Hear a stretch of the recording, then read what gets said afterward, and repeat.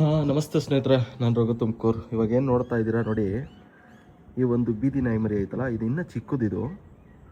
ಈ ಬೀದಿ ನಾಯಿ ಮರಿ ಹಿಂದೆ ಸುಮಾರು 10ರಿಂದ 15 ಬೀದಿ ನಾಯಿ ಮರಿಗಳು ಹಿಂದೆ ಬಿದ್ದಿದೆ, ಸುಮಾರು 10 ದಿನದಿಂದ. ಸೊ ನಮ್ಮ ತುಮಕೂರಿನ ಭ್ರಷ್ಟತೆ, ಮೋಸ, ಈ ಸ್ಮಾರ್ಟ್ ಸಿಟಿ ಇವೆಲ್ಲ ಕತೆಗಳು ಗುರು, ಎಂಥದ್ದು ಇಲ್ಲ. ಈ ಪಶು ವೈದ್ಯ ಅಧಿಕಾರಿಗಳು ಏನಿದಿರೋ ಅಥವಾ ಇದು KBC ಮಾಡ್ತಾರಲ್ಲ, ಅವರು ಇದರಲ್ಲಿ ಏನು ಹಣ ತಿಂತಿದ್ದೀರೋ, ಮೋಸ ಮಾಡ್ತಿದ್ದೀರೋ, ಅಕಸ್ಮಾತ್ ನೀವೇನಾದರೂ ಈ ನಾಯಿ ಮರಿಗಳ ABC ದುಡ್ಡಲ್ಲಾಗಲಿ ಅಥವಾ ಈ ವಿಷಯದಲ್ಲಿ ಏನಾದರೂ ನೀವು ದುಡ್ಡು ತಿಂತಿದ್ರೆ ಖಂಡಿತ ಬರೆದಿಟ್ಕೊಂಬಿಡಿ. ಎಷ್ಟು ನರಳಿ ಸಾಯ್ತೀರಾ ಅಂದರೆ ನೀವು ಅಷ್ಟು ನರಳಿ ಸಾಯ್ತೀರಾ ಸ್ನೇಹಿತರೆ. ಯಾಕೆ ಅಂತಂದರೆ ಎಲ್ಲೇ ನೋಡು, ನಾನು ಇವತ್ತು ತುಮಕೂರಿಗೆ ಹೋಗ್ಬಿಟ್ಟು ಬಂದೆ, ಒಂದೊಂದು ನಾಯಿ ಮರಿ ಹಿಂದೆ 10ರಿಂದ 15 ನಾಯಿ ಮರಿಗಳಿದೆ. ಹಿಂಸೆ ನೋಡಿ ಪಾಪ, 10 ದಿನದಿಂದ ಅವಳಿಗೆ ಊಟ ಇಲ್ಲ, ನೀರಿಲ್ಲ, ಹಿಂದೆ ಬಿದ್ದಿದೆ.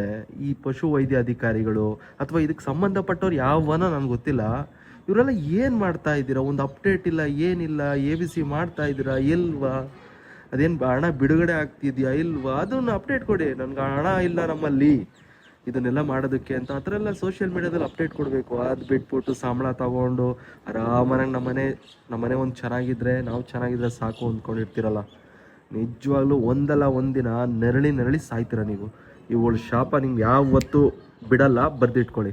ಈ ಒಂದು ಬೀದಿ ನಾಯಿ ಮರಿಗಳ ವಿಷಯದಲ್ಲಿ ನೀವೇನಾದರೂ ಭ್ರಷ್ಟಾಚಾರ, ಮೋಸ, ಅನ್ಯಾಯಗಳು, ದುಡ್ಡೇನಾದರೂ ತಿಂತಿದ್ರೆ ಬರೆದಿಟ್ಕೊಂಬಿಡಿ.